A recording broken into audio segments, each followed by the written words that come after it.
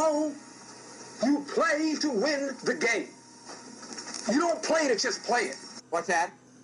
Playoffs? Don't talk about playoffs. You kidding me? Playoffs? I just hope we can win a game. Get out there, play hard, enjoy those games.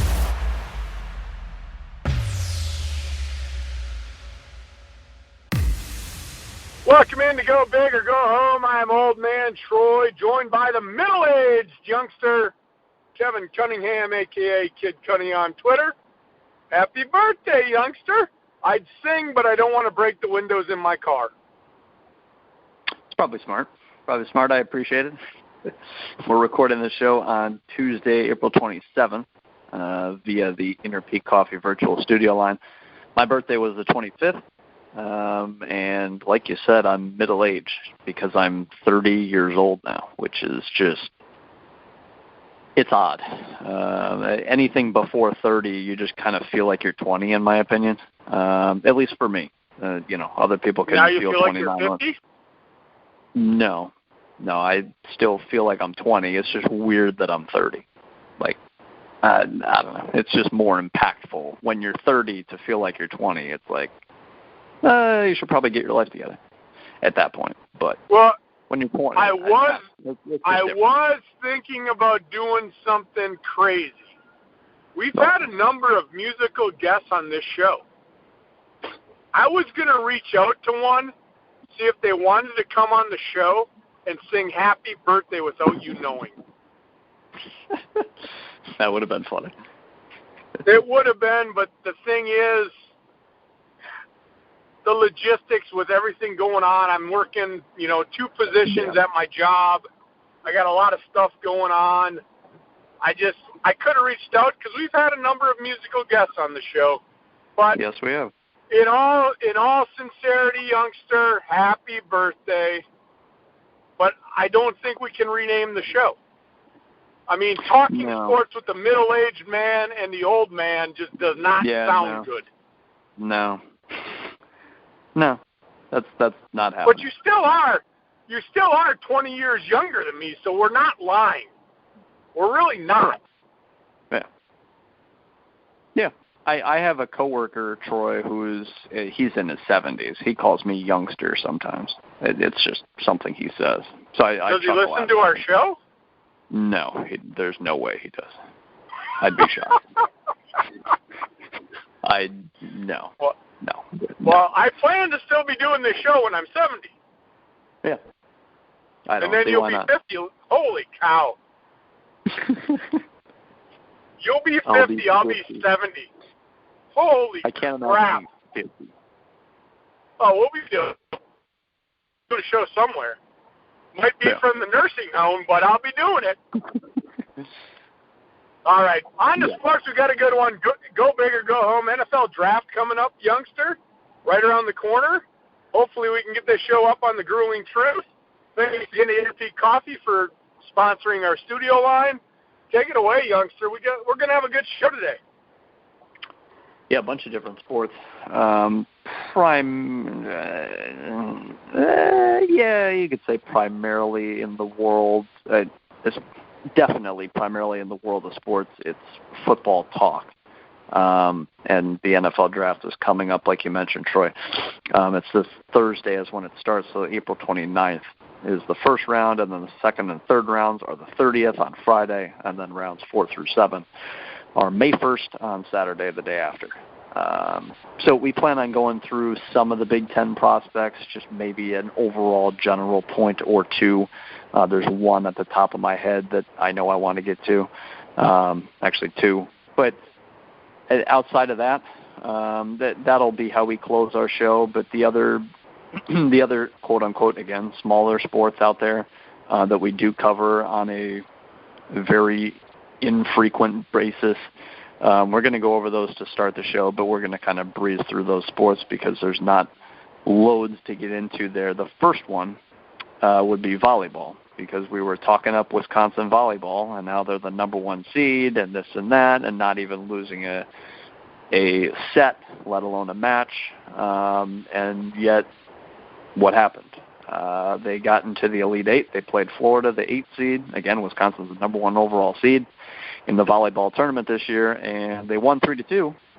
They dropped a couple sets, but they did advance to the Final Four, so to say. They played the 4 seed Texas, and they lost 3-0. They got swept. So Texas moved on to the championship match, and they played Kentucky, and they lost 3-1. So it's like, okay, then. Well, that was. It's not even as though Wisconsin just ran into this team that was just a monster, because then they lost in the following round. So that was disappointing. For volleyball, also Minnesota was still alive at the time of last week. The time we were recording, they lost to Pittsburgh, who didn't even make it to the Final Four. Nebraska made it to the Elite Eight. They lost to Texas. Again, Texas beat Wisconsin, but Texas lost in the title. Purdue got to play Kentucky in the Elite Eight, but Purdue lost to Kentucky, who eventually won the whole thing. So, I mean, 3 Big Ten teams in the Elite Eight, that's cool, but at the end of the day, no Big Ten representatives in the championship game. So, yeah, for Wisconsin youngster, I mean, it's a disappointment because, of course, there was no championship last year with the COVID, right. But 2 years ago they were runner-up, and so they didn't even get back to the championship game. And I was reading some stuff, and I saw there was a lot of news reports in Wisconsin because they were the number 1 overall seed, best team in the country, and this was going to be their year. This was going to be the time that they dominated, coming back, surviving the COVID year, not being able to play in the NCAA tournament, runners-up 2 years ago, a lot of athletes still on the team. Yeah, it's got to be heartbreaking because it was a very good team, and you just wonder. You wonder what happened in that match to not get to the championship. Because it was I'll say this, throughout the course of the year, it was dominating. They're a dominating team. Well-deserved number 1 overall, not being a Wisconsin homer. I mean, that team was dominating other teams. You would have thought that they would have cruised to the championship game. It reminds me, youngster, of way back in the years of Frank the Tank for the Badgers, when Kentucky, remember they had all those one-and-dones on that team, and everybody was saying, oh, you're going to win the championship, you're going to win the championship. And what did Wisconsin do? Frank the Tank blew them up. Just being sarcastic there. But it's disappointing as a Badger fan, youngster, because that was a good team. But the overall scope of it is we're a Big Ten show, and we don't really cover women's volleyball all that much. No. But when we're seeing the success, maybe next year we should. I mean, look at all the teams that were in the Elite Eight. Look at the teams that made the tournament. We might have to make a note that next volleyball season, we start talking about Big Ten volleyball. I don't know how many listeners we'll get. No, keeping tabs on it. Very competitive. It's not going to overtake football talk at all. It's not going to overtake March Madness talk at all. But to make a note every week, come basketball season, I mean, what's going on in volleyball for 2 minutes? I think that makes sense to me. I think we need to do that. I think we need to talk a little more about hockey too. Give a little update. I mean, there are some, and this is the thing, youngster. We do go big, and of course, football rules the roost. It's going to rule the roost for 12 months. We know that. Then you got basketball that's going to rule the roost for about 3 months. March Madness is going to rule for a month. And that's about it. I think next year, as we move into what will be our, 6th year. It'll be our 6th year doing the show. I think we need to pay a little more attention to the non-revenue sports. That's what I'm going to call them. The non-revenue sports. It's kind of hard because of the way it's broken out. It's easier for us to cover baseball and softball usually because football and basketball are nowhere to be found. To follow hockey and volleyball consistently, it's we should, based on how good the conference is, but it either falls within football or primarily basketball, March Madness, season where it's like that's clearly going to, control our show. So I do agree that we should be mentioning these non-revenue sports more because titles. Yeah, I'll are just long, finish with this. Gymnastics, swimming, stuff like that. So it's absolutely deserving. I just want to finish with this, though. My point to that is we talk about how good football conference is. We talk about the Big Ten basketball tournament.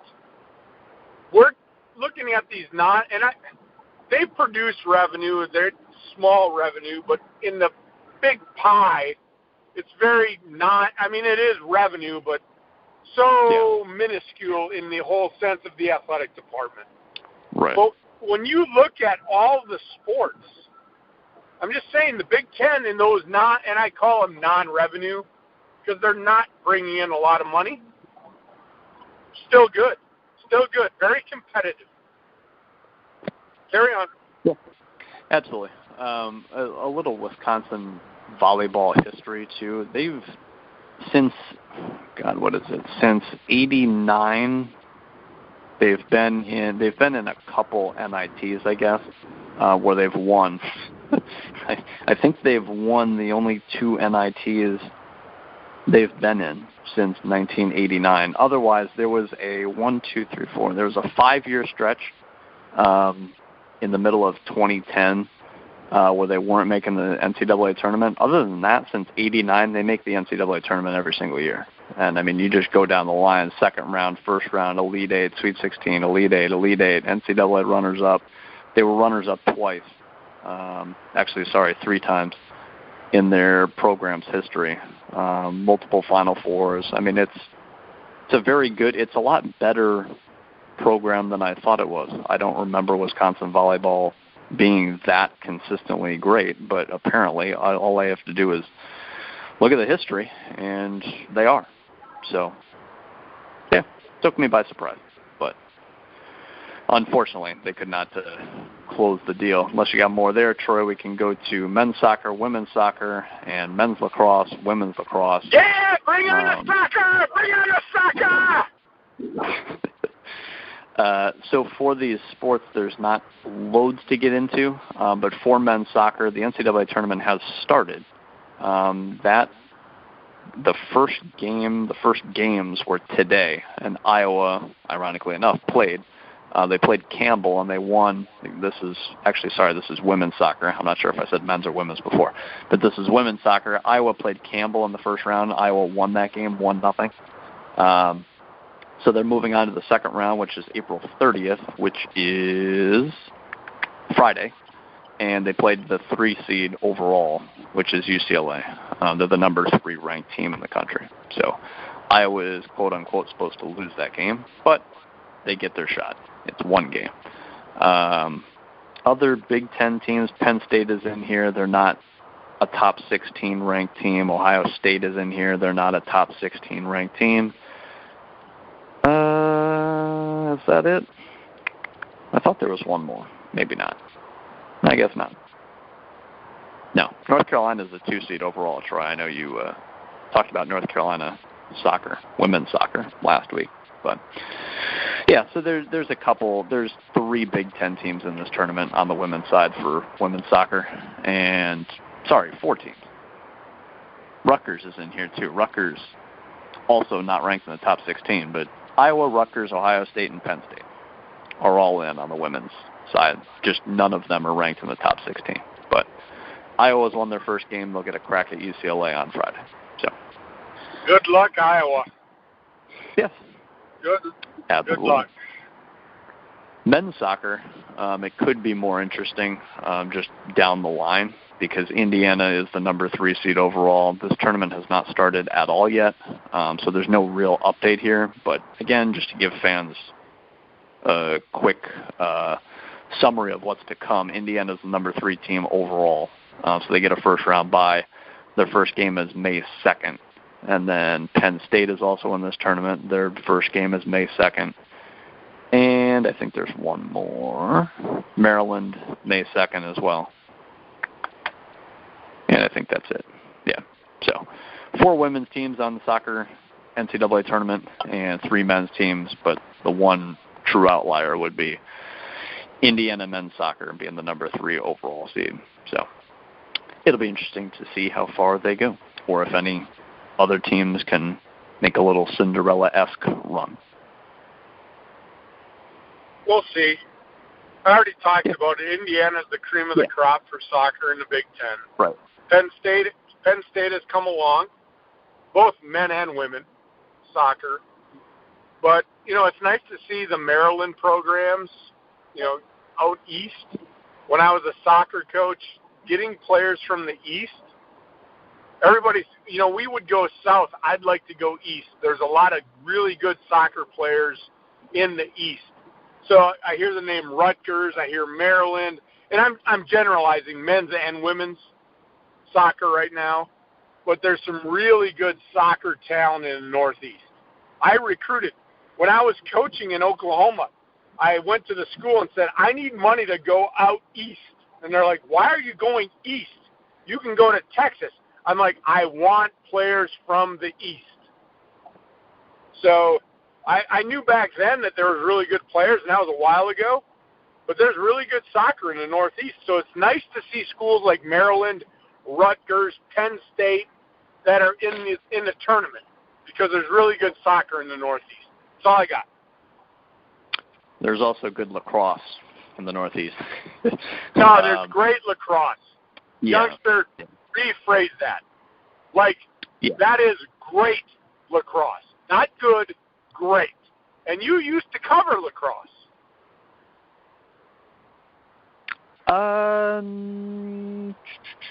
I don't know if I ever really... I thought you said that last year. I don't think so. You wrote an article or something about lacrosse. I might have written one article ever. Kind of like equestrian. I wouldn't say that I covered equestrian, but I have written one article in my life about equestrian. I just don't remember lacrosse. I definitely have never followed a team as far as lacrosse. All right, youngster, here you go. You turn 30 and you're already forgetting. That's I really don't think I have. I like lacrosse a lot. I wish Whitewater had lacrosse teams. That would have been really fun to. I love lacrosse. It's very high-paced. All right, youngster, you brought up the great school of University of Wisconsin Whitewater. They had a club lacrosse team. Yeah. Okay. So, I'm going to share a story with you. I played lacrosse for one day. Once, right?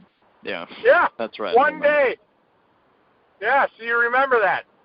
And I got beat to hell. Beat to hell.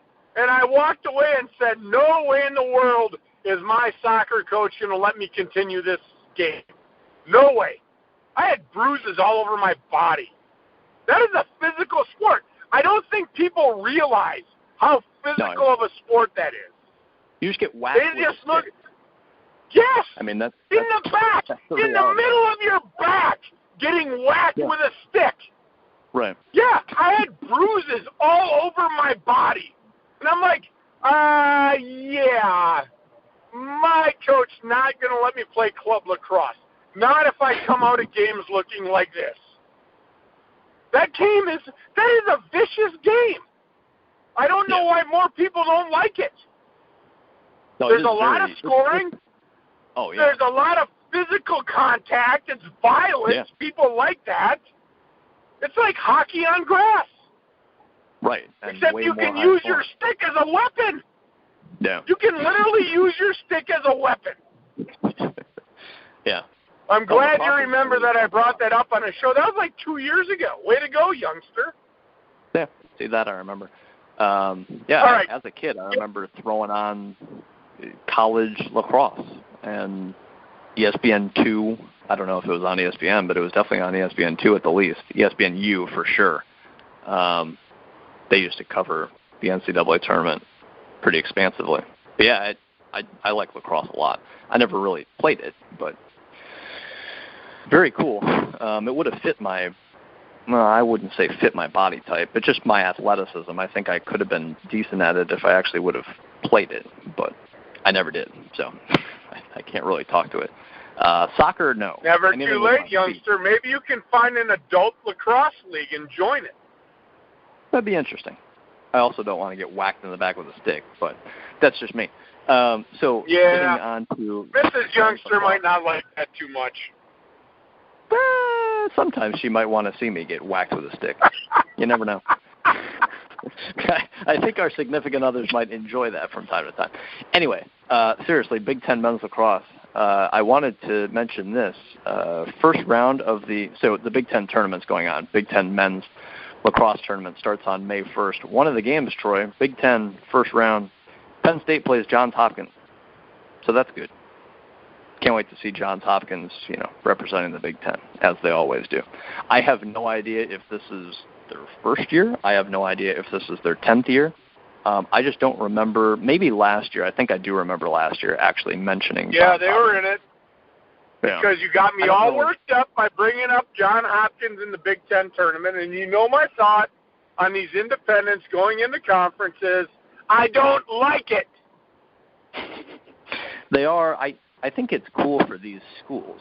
It is, but the thing is, I am a Big Ten guy. I grew up when there was 10 teams in the Big Ten. That's how they got their name. Yeah, then they expanded. 15 schools. Same for women's.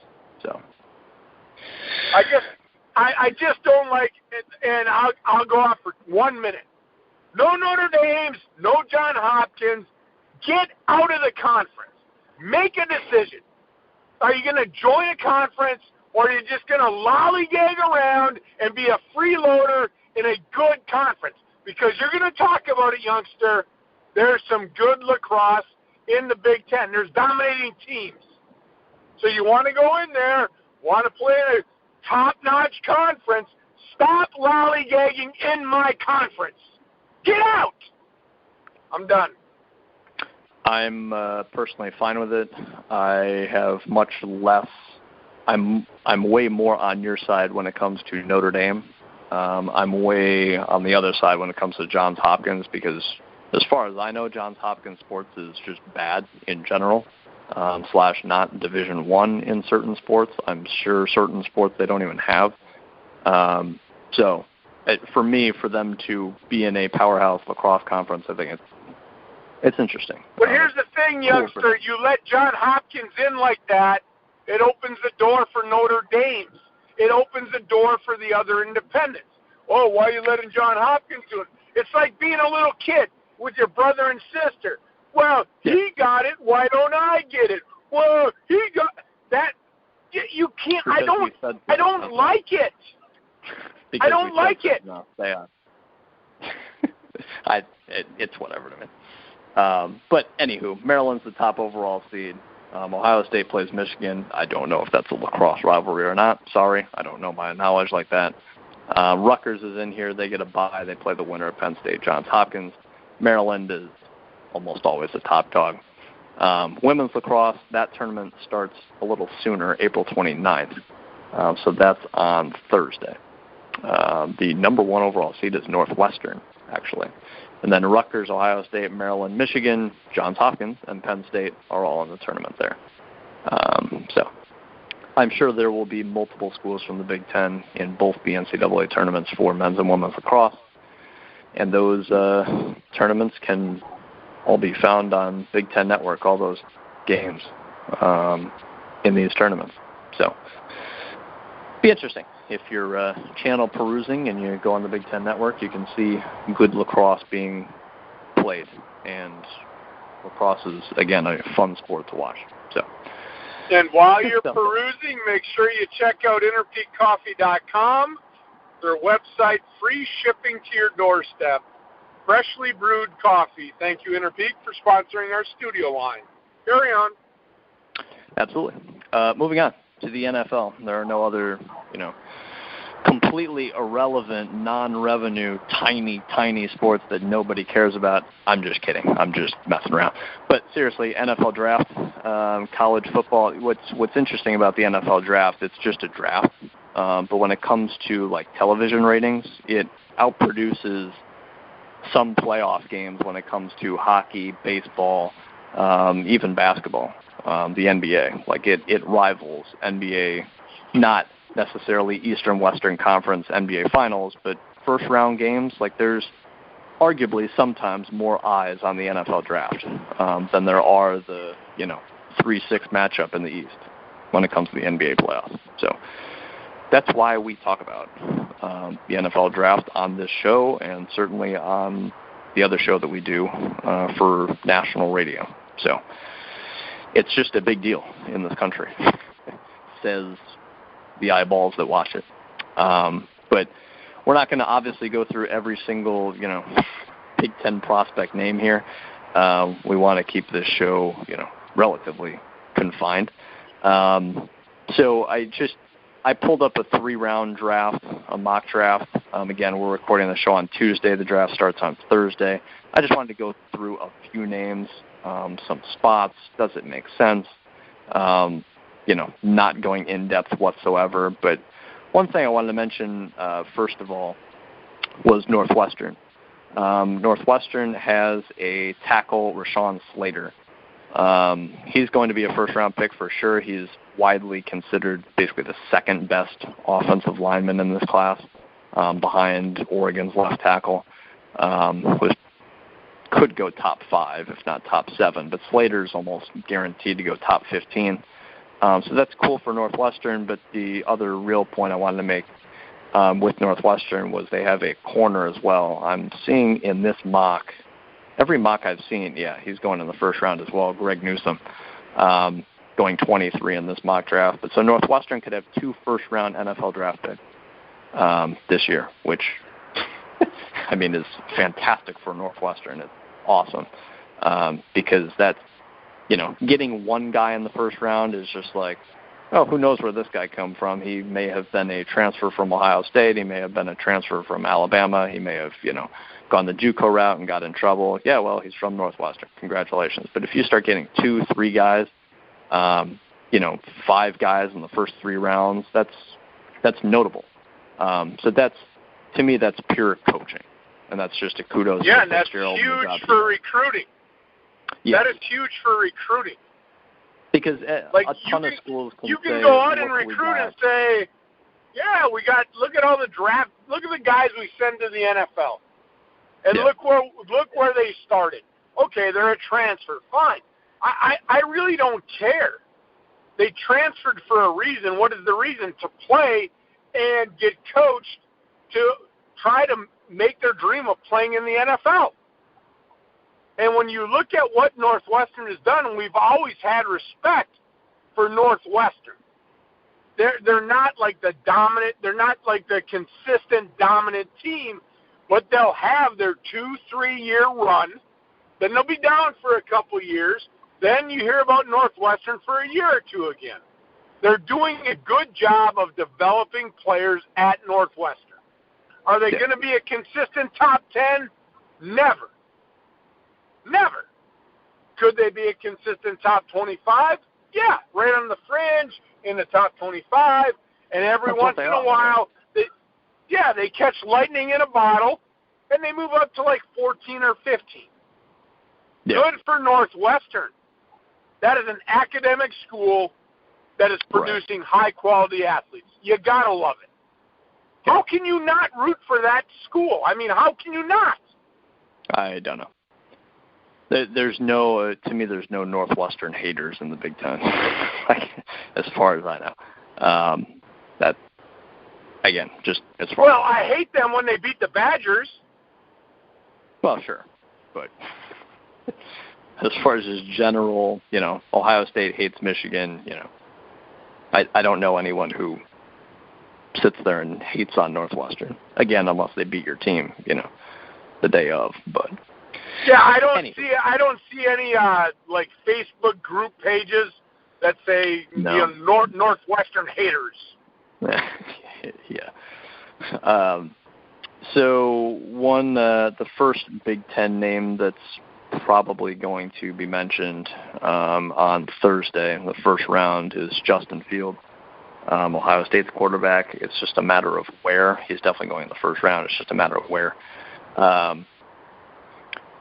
Will a team trade up for him? Could it be a Denver and Drew Lock? If they're not sold, then it's like, do we go up and get Fields? The Patriots, if they're not sold on Cam Newton, which realistically we know they're not completely sold and all in on Cam Newton, could it finally be Bill Belichick saying, okay, Justin Fields has slid too long, we need to go up a few spots and get him? I think that's certainly possible. I think eventually a team does trade up to get Justin Fields. You almost see it every single year now in the NFL drafts where a high-end quarterback prospect starts slipping. You know, people thought he might go top 7, and then it's like pick 11, and it's like, okay, like Kansas City says, yeah, we're going to trade up and get Mahomes. Or the Texans say, yeah, we're going to trade up and get Deshaun Watson. Or, like, eventually a really talented guy at quarterback gets scooped up by a team who says, yeah, we need to trade up, 5 spots and make sure we get him. That almost happens every year now. So, to me, that's how it's going to end up happening for Fields, just because in the top 3 are almost guaranteed to be quarterbacks, and then kind of a matter of Trey Lance or Justin Fields. And I personally don't understand how you can like Trey Lance more than Justin Fields, but maybe that's me being an Ohio State homer. But Trey Lance hasn't proven anything that should suggest that he should be a better prospect than Justin Fields. But that's just me. And to me, like most quarterbacks, whether it's Fields, whether it's Trevor Lawrence, whether it's Zach Wilson, whether it's whoever, it benefits them to sit a season. You can ask Pat Mahomes, you can ask Aaron Rodgers, you can ask whoever. It benefits them to sit a season. Now, all of them. I'm going to ask you a question, youngster, because you're an Ohio State guy. Yeah.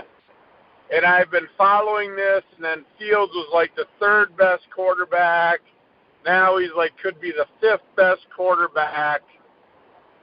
Do you think in any way that this is associated with what happened to Haskins in the NFL? I think that it's part of it. I don't want to say it is for sure, because what Ohio State quarterbacks have been great? Basically none. At the same time, what Alabama quarterbacks have been great? Basically none. And yet San Francisco supposedly is trading up to 3 to get Mac Jones. And it's like, is Mac Jones this generational talent? No. So what's the difference, really, with Mac Jones and these other guys? It's like, yeah, he's extremely accurate, but he also never gets blitzed and never gets pressured, I should say, and has, all-world tight ends and backs out of the backfield and receivers to throw to. So it's like, I get Mac Jones is good, but to me, he's not even a first-round guy, in my opinion, let alone trading up to number 3 overall. So I think Dwayne Haskins, an Ohio State quarterback pedigree in the NFL, I think that has something to do with it. But just from an overall throwing and escapability skill set as a quarterback, I don't think there's anyone that's been as good as Justin Fields. He is a lot better thrower than Terrell Pryor. Terrell Pryor was a lot better runner than Justin Fields. But Fields, you can trust his arm way more than Pryor's. Dwayne Haskins, he has an arm. I mean, Dwayne Haskins holds numerous. Don't remind me. Don't remind me. But I think don't remind me. I think he needed to sit. I think that being thrown into Washington's culture and having a new head coach who's a defensive mind first, and being a young guy not really ready, and the whole situation with Alex Smith, which is just, if you read reports, has been ugly.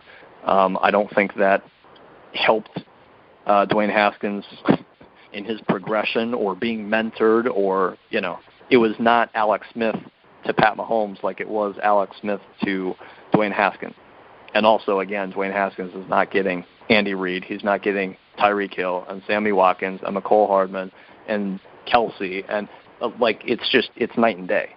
I don't personally think Dwayne Haskins is as bad as everyone thinks he is, but that's just me. Sometimes it depends on where you go.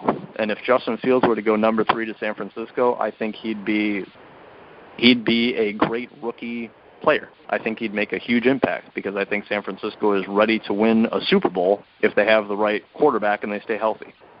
To me, their roster says they're ready to get to a Super Bowl. But it's a matter of Jimmy G or their quarterback being healthy and not turning the ball over a bunch.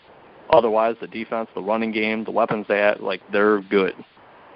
So if Justin Fields goes there, fantastic. If Justin Fields goes to the Jets, not fantastic. I mean, sometimes it's that simple, And to me, part of that, same thing with Haskins. I think he could have had not necessarily early success. I think that when you start only 1 year in college and then you're thrusted in as a starting quarterback on a bad team in the NFL, to me, it's almost there's no way that you win in that scenario unless you get incredibly lucky. But that's why, to me, it pays to fall. Like if here's Justin Fields, it pays to fall and go to Denver at 9 because then you do get Noah Fant and all these young receivers and this team that wants to, build its offense the last few years. And KJ Hamler from Penn State, they drafted a couple years ago. They've got a number of weapons. So if Justin Fields can sit under Drew Lock and watch him succeed and fail at the same time, and maybe Denver moves on from him, I think that's fantastic. I think that'd be a great spot because of all the weapons they have, and he'd get to sit and learn for a bit. I think that'd be great. But boy, you looked though too, youngster, and you said maybe there's something up San Francisco's sleeve. If you look at Garoppolo, I know people are saying, "Oh, Garoppolo's not the guy." You know what? Garoppolo is a professional. He's had success. The guy's not a bad quarterback. They just want to move on from Garoppolo. Yeah. He's fine. I mean, they led in the fourth quarter of a Super Bowl with him. He can clearly win a Super Bowl when he's healthy. That's obviously a huge part of it, too. But, yeah, they just want to upgrade the position / have stability because he can't stay healthy. But we'll see. So I know San Francisco, Kevin, is playing all these games. We're moving up. We're taking Mac Jones. And then, then there's other reports. I could see this turning out to be. There's San Francisco, and bam, Justin Fields, San Francisco. Yeah, I agree. Next day, Garoppolo traded to the Patriots. I don't think that would be right, though. I don't think that would be right because, like you said, and if you want to go back, the fans on this show, when was Mayfield drafted? Because we talked about it every week. Quarterbacks need to sit. Sit for a year, learn the playbook in and out. In and out. I don't care how big your ego is. I don't care if you're even Lawrence, Kevin. Right. The game is much faster. Okay, you're a phenomenal talent. I don't give a shit, and I can say that on the podcast. Yeah. I don't care if you're the number 1 overall pick. The game is different. You mentioned it with Mac Jones. You got 3, NFL prospects guarding you. You got a tight end that's going to play in the NFL. You got receivers that are going to play in the NFL. You're on an NFL team in college playing against high school kids. Yeah, your numbers are going to look great. Right. Let's slow this down. You look back to the old days, and everybody wants, we're paying this guy $20 million. We're going to get him in the game. Let him learn. Yeah, the leash. Can you imagine, youngster? I want to say this, and then I'll let you talk. If Aaron Rodgers went to Green Bay, let's say Brett Favre was gone, you threw Aaron Rodgers in year 1, and look what happened in year 1 after Favre left. Rodgers wasn't that good. He wasn't even that good the first year he started. And he sat. Imagine if he would have been thrown in year one. Right. I'm just saying, the time behind another guy, it's valuable. Be patient with these guys. Oh, he's the number 1 overall pick. He's got to go. He's got to play. You don't find guys. How much success did Peyton Manning have? How much success did Andrew Luck have? These guys have growing pains. I don't even want to get into it, youngster. I just think they all need to sit. They need to learn. They need to learn the game and get in when they're ready. None of them are ready to go start now. Not even Lawrence. Yeah, I agree. I agree with you. Moving on. Micah Parsons, the Penn State linebacker who sat out this year. He's definitely going to be a first-round pick, somewhere in the middle of the first round. What's really interesting about this draft is if it plays out a certain way, we could see 0 defensive players taken in the top 10. Like, just if it plays out right, there's a lot of mock drafts out there that it's like, yeah, there could be 1 defensive player in the top 10, and part of that is there's no crazy pass rusher. There's no defensive tackle that's supposed to be, could be the next Aaron Donald type thing. Like, there's not any of those guys. Like, Surtain from Alabama, the corner, like, yeah, you could, sure, number 1 corner for 10 years. Great, fantastic. Okay, number 10 overall maybe. But, no one's taking him 3, no one's taking him 5. There's no pass rushers. There's no ridiculous safety prospect. There's no insane linebacker prospect who's going to be the next Luke Kuechly. I think Parsons from Penn State is fantastic, but he's not guaranteed, to be the next Luke Kuechly. If he was, then he'd be, a top 5 pick. But so there's just not those guys defensively this year in terms of, being an automatic top 10 guy that it's like, yeah, this guy should be a Hall of Famer as long as his career goes correctly. Like, there's just not any of those guys this year, which I think is interesting. Other Big Ten names through the first round here, Kwity Paye, who's a D lineman in general. He's supposed to be a first-round pick. I'm just going through names. Obviously not going to, analyze all these guys and where they could fall and where would be their best fits, but Jalen Mayfield, the tackle from Michigan, in this mock draft, he's going 31 to Baltimore.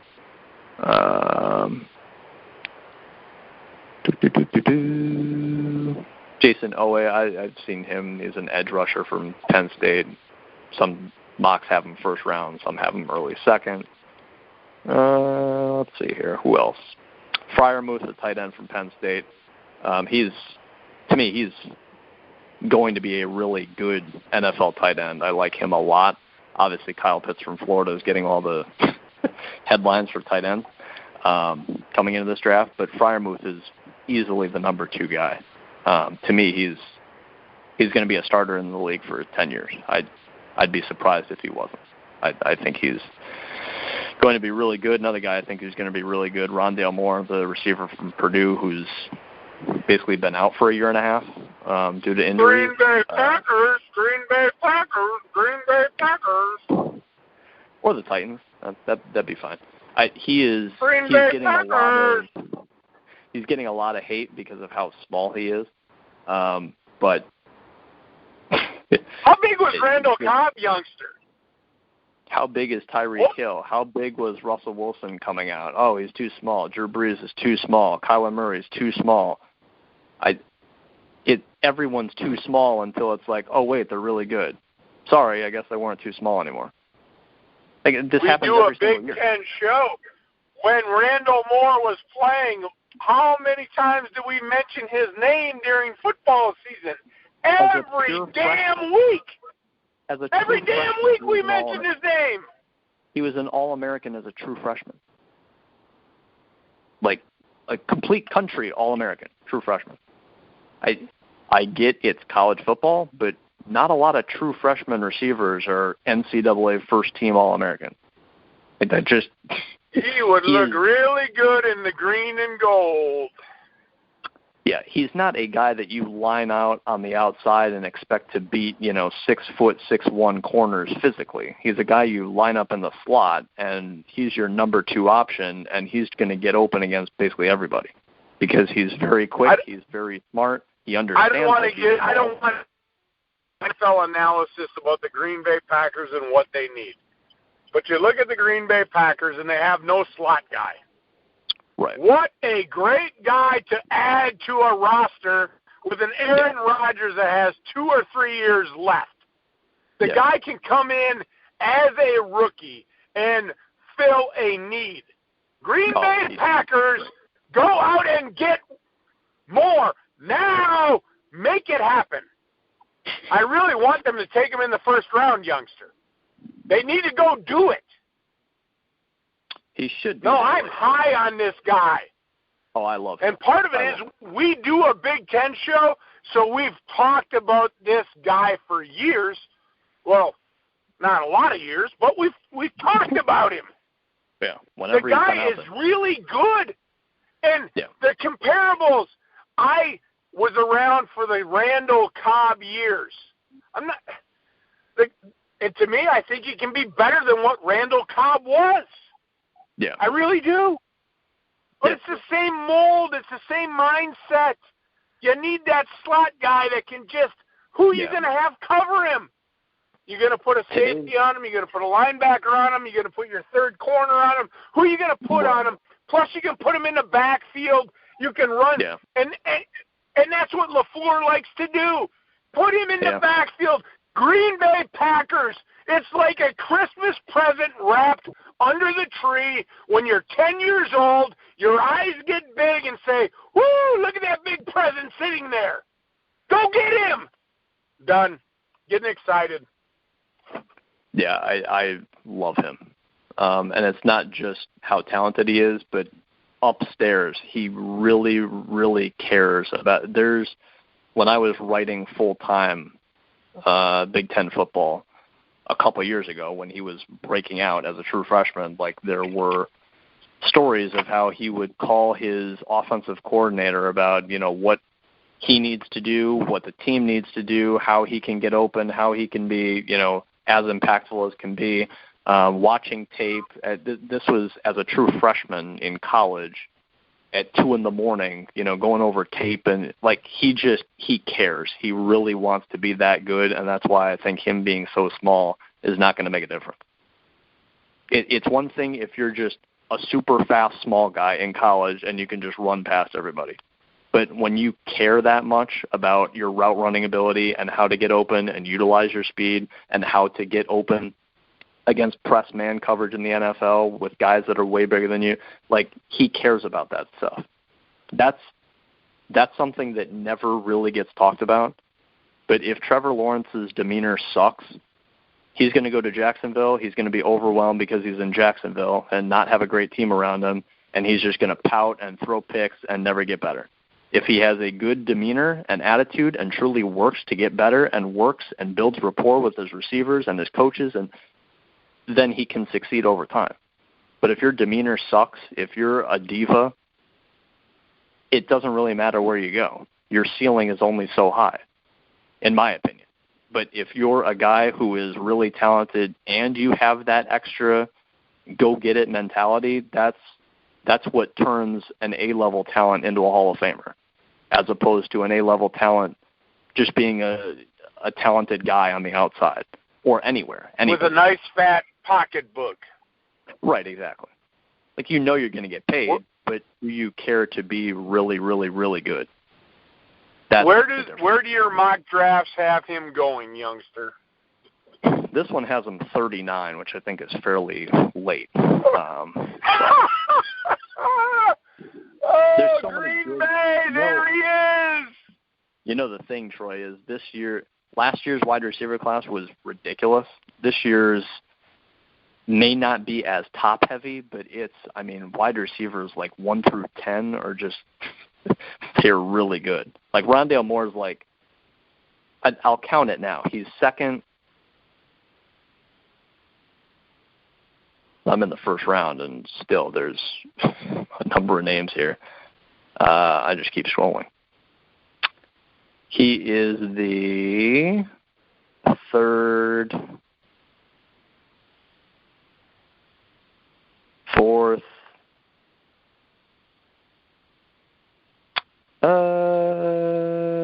fifth, sixth wide receiver taken. And there's some places who think he's the seventh, eighth best guy. There's just a lot of really good receivers. And behind him, there's a number of good receivers. Yeah, there are. Youngster, there's a lot of good receivers, right? So when people are talking about the NFL draft and these good receivers, they're looking for the number one guy, right? Yeah. So you're a Titans guy. I'm a Packers guy. Who's your number one receiver? For the Titans, A.J. Brown. Do you want A.J. Brown around for the next 5-6 years? That would be ideal. Davante Adams, Green Bay Packers, they got to pay the man $20 million a year. He's going to get $20 million a year, right? I'd love him around for 4 or 5 years. What do our teams, and I'm going to put it this way, youngster, when you look at more, do we need to go out and draft a top receiver to be like A.J. Brown or Davante Adams? No, we don't need that. We need pieces in our offense to help our quarterbacks. Tannehill flopped in Miami, went to Tennessee, got paid. Aaron Rodgers, Hall of Famer. You don't need another Davante Adams. You don't need another A.J. Brown. You need a guy that can take the pressure off of A.J. Brown and Davante Adams. That's what Ron Dalmore does. You don't need to go get the top receiver. That's ridiculous, because now you put him on the other side. Blah, blah, blah, blah, blah. Slot guys in the NFL. Oh, a.k.a. Edelman, New England. What did Brady do with Edelman? And what did it do to that offense? Get a damn slot receiver, Green Bay. And you know what? Even for your team, youngster, Titans, get a damn slot receiver. His name is Moore. Go get him.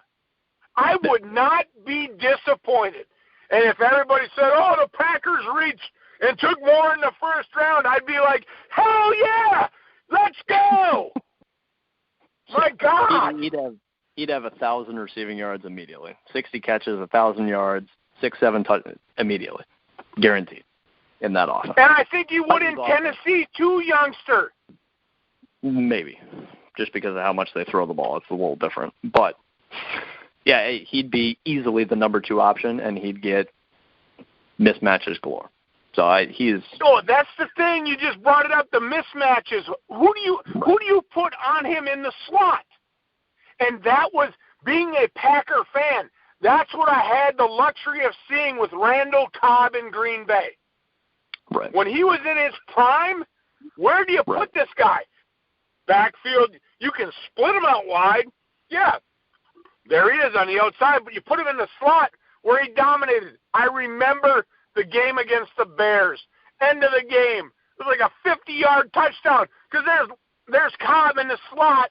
You're going to put, linebacker. There he goes. Bam, Aaron Rodgers on a dime. Randall Cobb. Touchdown. It hurt my back. Sciatic nerve. It hurt for a week. You can ask my wife about that one. But that's what a great slot receiver can do.